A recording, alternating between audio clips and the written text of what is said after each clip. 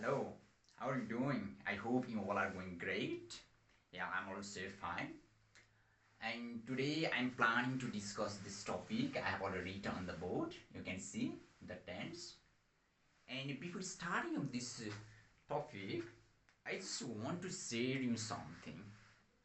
A couple of days ago, I had a friend, and the person asked me a question. And the question was, Sir, when can we become educated people?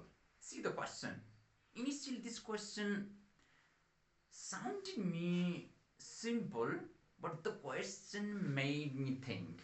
And then I thought and thought, and then I said to the person, "Hey, listen, gentlemen,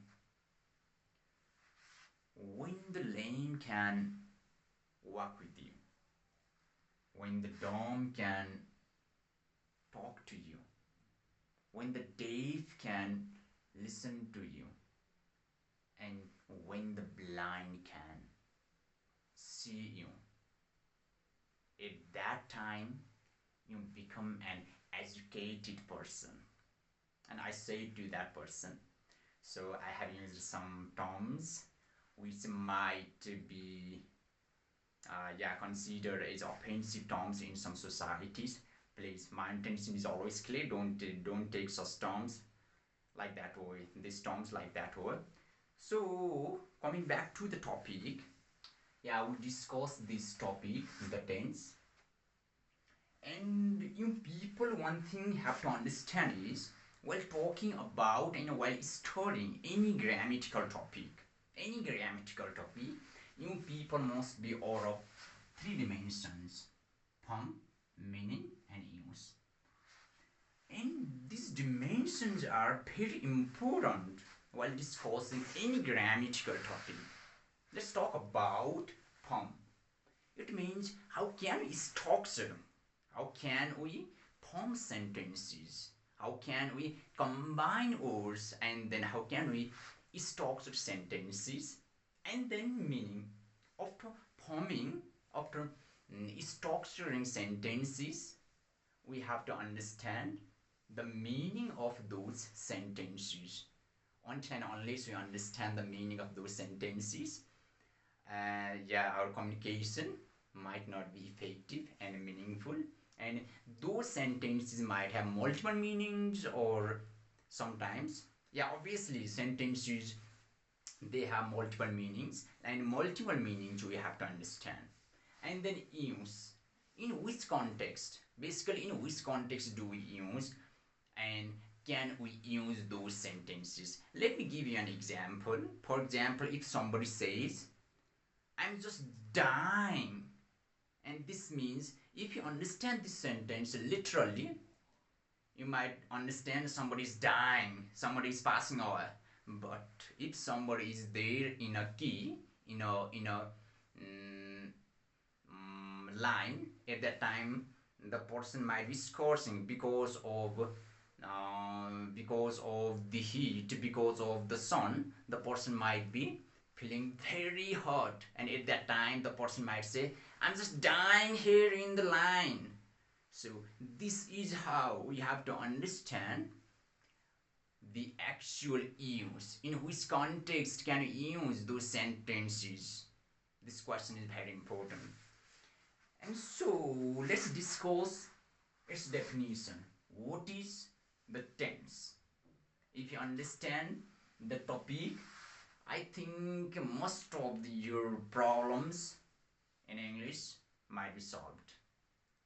And people, basically scholars, they have multiple definitions, they have various definitions, they argue, they go against, and they do different kind of activities while defining the term. But whatever they do, our basic, our prime concern is to understand the topic, understand its definition. And here I have written a definition. Let's understand the definition, whatever I have written here. And you have to understand one thing is, if you understand this topic very well.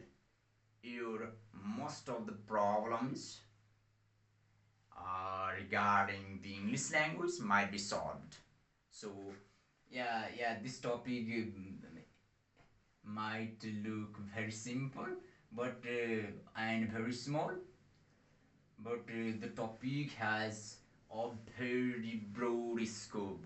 Under this topic, we discuss various things, and in our coming classes, we'll be discussing. So, talking about its definition, you can see here I have written it refers to the time events, and such as past, present, and then future, which are which are those time events are those time events are expressed with verbs. Those time events can be expressed with verbs and verbs plus time adverbials. It refers to the time events. Yeah, we have three time events: past, present, and future. And those time events are or can be expressed with verbs and verbs plus time adverbials. See, I have written here examples. Ram is playing football and Tom is eating rice. Here you can see verbs. Through these verbs, we are showing our present time.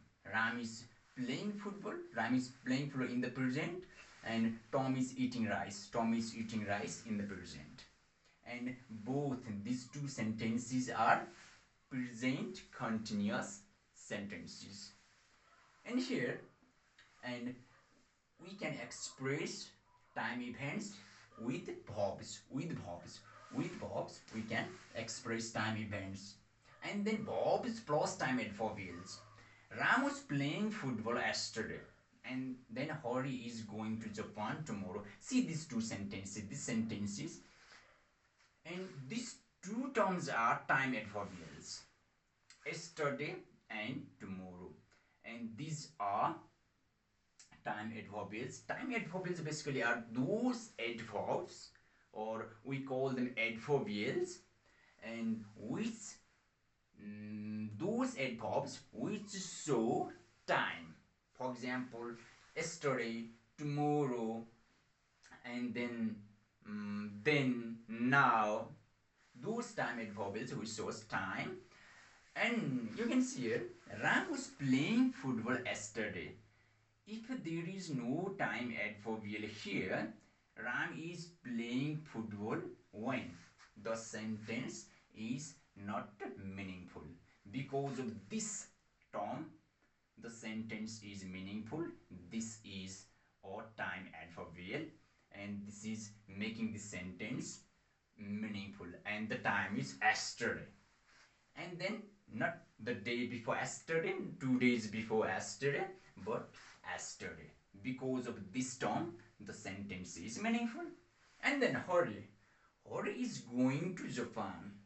See, if there is no time adverbial here, this is a present continuous sentence. This is a present continuous sentence, and with the help of this time adverbial, we can express our future time here with verbs. These three events, the past, present, and future, they are can be expressed with verbs plus time adverbials. You can see here through verbs we are expressing our present time, present continuous time, and here with verbs plus time adverbials, we are expressing here our future time, tomorrow, but the sentence is, the formation is present continuous, but we are expressing our future time despite that. But here, because of this one, we are making this sentence meaningful. For example, if there is no this term, just see, Ram was playing football when? We don't know. So because of this term, we are making this sentence meaningful. So let's move its types.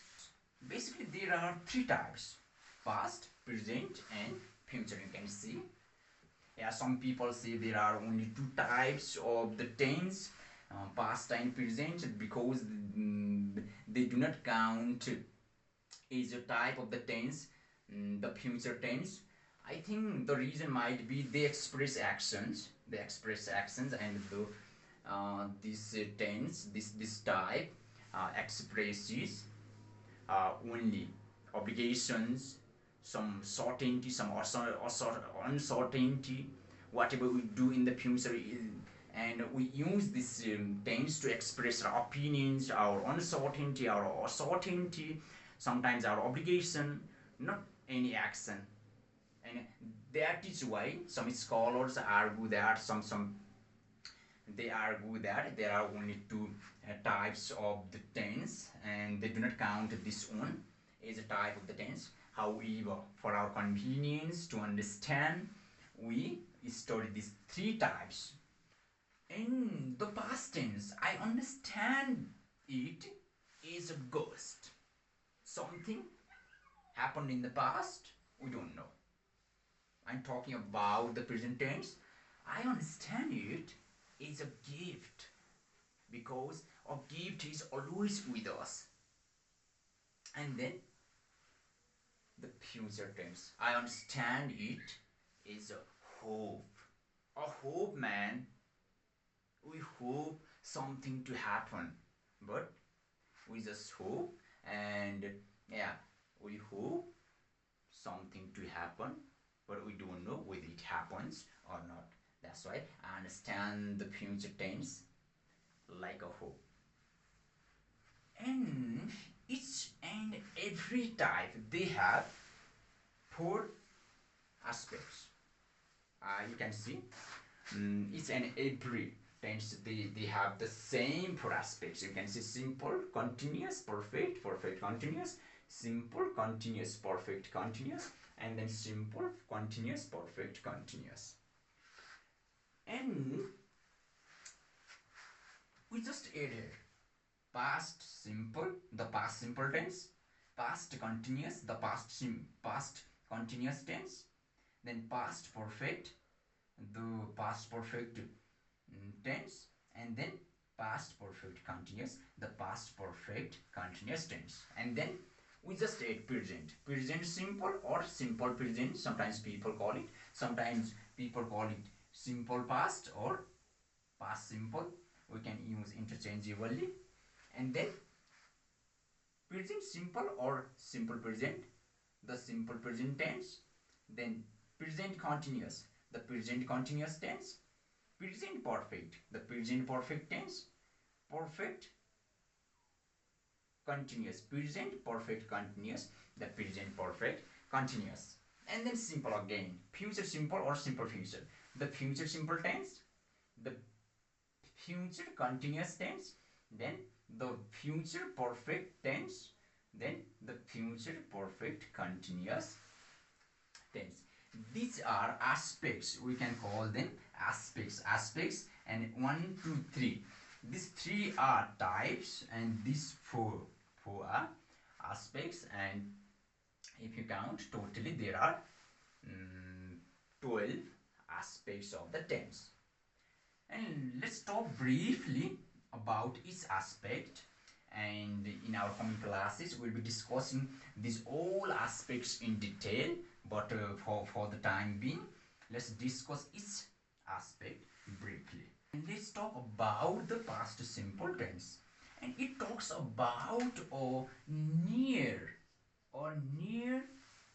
past time. And then continuous, it talks about something was going on, something was going on in the past, but when it started you don't know, when it ended you don't know. And perfect, something completed, something completed in the past. And it talks about a far past time, of far past time. And then perfect continuous, and you know when it started, and it is, you know when it started, and if it started earlier earlier in the past, and it was still going on, still going on, still going on, still going on in the past. Likewise, the present simple or the simple present tense, and it talks about some facts, some habitual activities, and all the things are there. We'll discuss everything in detail, each and every aspect in detail in our coming classes. So briefly speaking, some facts, some habitual activities, this simple past tense talks about. And then the present continuous tense, it talks about something is happening in the present, something is happening, something is going on, something is happening or going on in the present. You don't know when it started, and you don't know when it ends. Something is happening. Right now I'm speaking, so something is happening. It talks about that. And then the present perfect tense, it talks about something has completed just now, and other meanings are there. And literally speaking, something has completed just now, and other meanings are there in detail. I have already said we will be discussing in our coming classes. And then the present continuous tense, it talks about something, we discussed here earlier. Here something started earlier but is still going on. Here in the past perfect continuous, something started earlier in the past and going on, still it was going on in the past. But here something started earlier in the present and is still going on in the present. Ram has been teaching for 10 years. He started before 10 years and still he is teaching. And now we talk about the future tense, the simple future. It talks about something, some certainty, some obligation, some uncertainty in the future. And sometimes we use the future tense to express our opinions. And then the future continuous tense, it talks about something continuously happening in the future. Again, we don't know when it starts and when it ends, and something continuously happening in the future, something continuously going on in the future. And then the future perfect tense, it talks about something will have completed, something completed but in the future, something completed in the past, in a far time, in a far past time, and something completed just now in the present, something completed but in the future, and then the future perfect continuous, something going on, something happening in the future which started earlier but is still going on. So it started early, or is still going on, is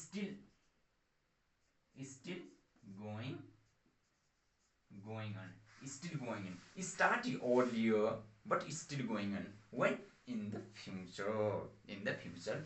This is how we should understand. I just discussed briefly these types and these aspects.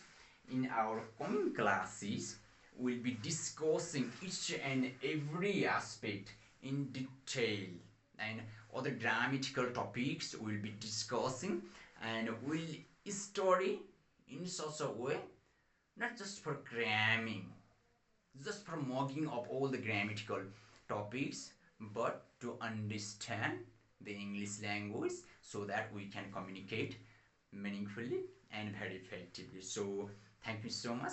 See you soon.